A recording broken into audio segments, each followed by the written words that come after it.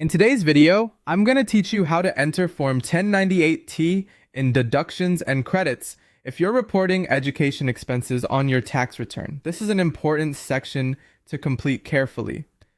Form 1098-T is used to report qualified tuition payments and certain scholarship or grant amounts, and entering it correctly can help make sure your education-related tax information is reflected properly. To begin, go to the Deductions and Credits section of your tax software. This area is where you'll enter information related to expenses and situations that may affect your return, including education costs. Once you're there, look for the Education category and select it. This will take you to the Education Interview or Entry screen, where you can provide details from your school tax form. Next, choose Form 1098-T.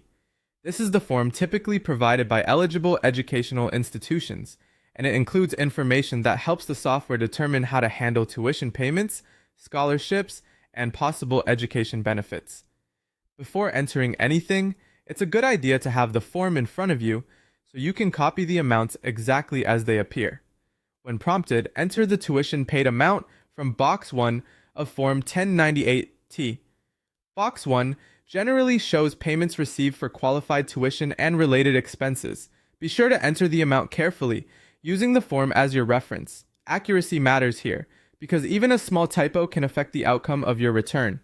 After that, enter the scholarships received from Box 5. This box usually reports scholarships or grants processed by the school during the tax year.